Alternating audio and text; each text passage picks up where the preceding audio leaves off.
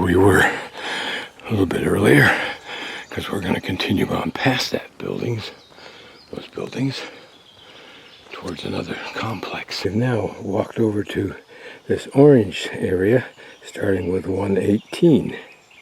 It's the area that we'll now explore. This gives us a clue of the region that all these buildings come from. Notice it's a very elongated, runs all the way, almost all the way across Latvia. Certainly looks like a barn. We'll look at tight, a little bit closer. And this, of course, is a very novel thing for us. A big steam tractor from the day. Don't see many of those.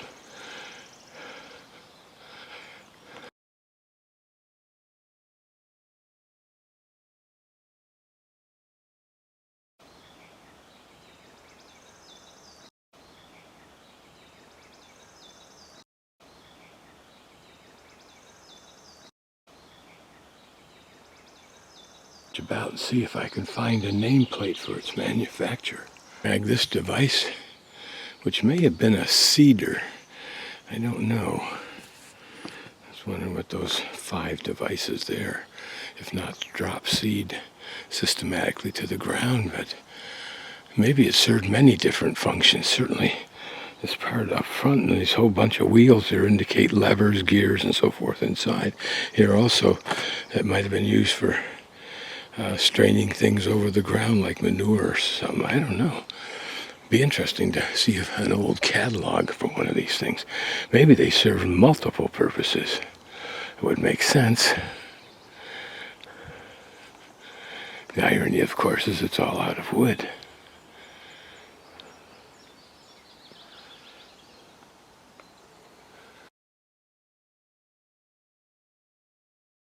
Interesting sculptures of wood. Huh. I wonder if this has anything to do with their mask celebration. I'll give you more info on that later. But these are somewhat terrifying figures that we might expect to see in cartoons or video games.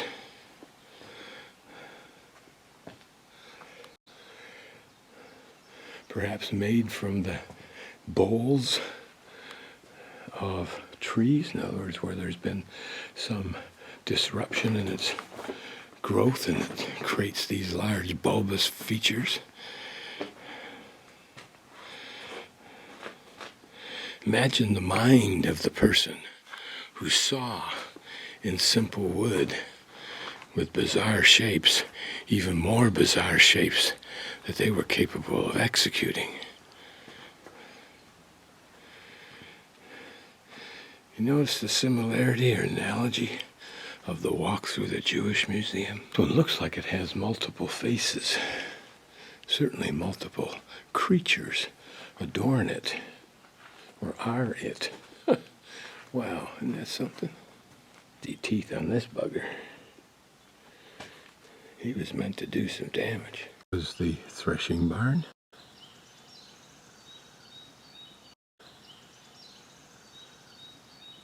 Oh, here we get to see something rather novel.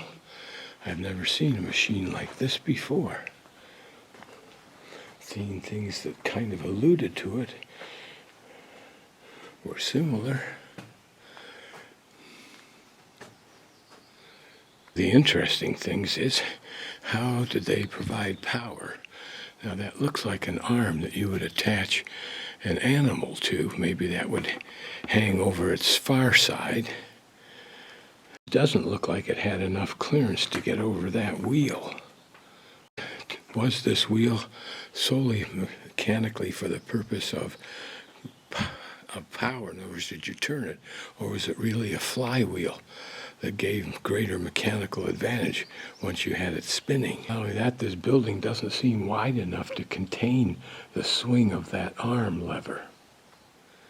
All of these would have been innovations that ironically might be reflected in that more mechanical machine we saw behind the locomotive outside. There's more to all of this than meets the eye. Here is a large oven, and what it did, I don't know.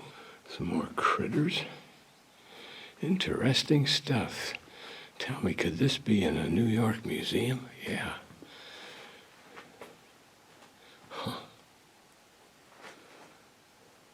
This was designed to be taken apart relatively easily, perhaps so that you could replace these gear sections whenever a gear broke and rendered the machine perhaps almost useless. This next building looks rather rounded to the left.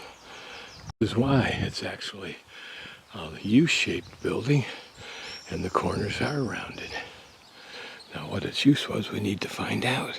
Farm laborers building.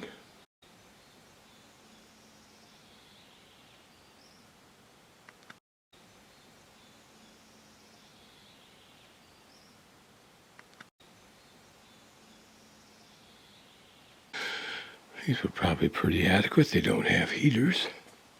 Small family living there, or just one person? I believe there was communal eating and cooking and maybe washing. We could only overhear the conversations at the end of the day, in the early morning. What an insight into this history. I believe it's the most realistic and beautiful open museum that I've ever seen. This thing has a stairway, a spiral stairway. That's the first one of these I've seen in an old building.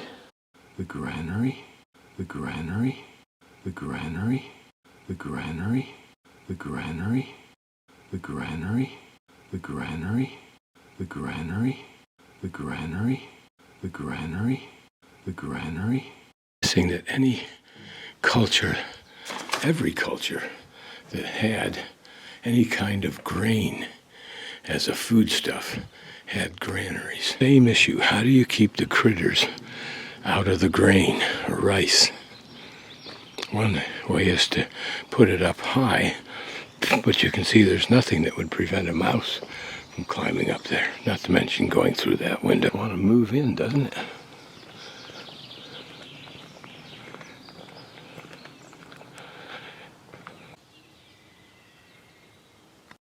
The granary, the granary, the granary, the granary, the granary, the granary, the granary, the granary, the granary, the granary, the granary, the granary.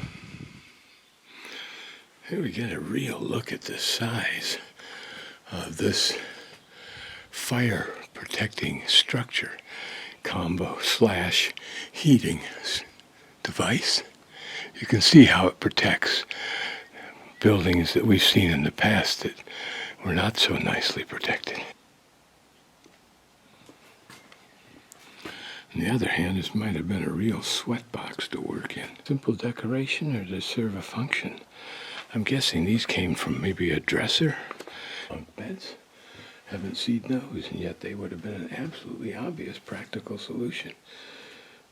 Large primitive loom.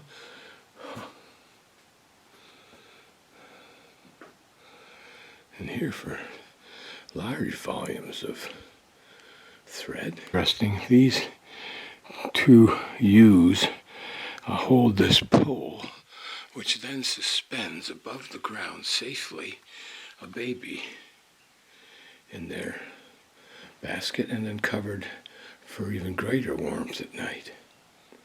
Interesting is to look at some of these tools and realize that we're merely looking at the evolution of a technology.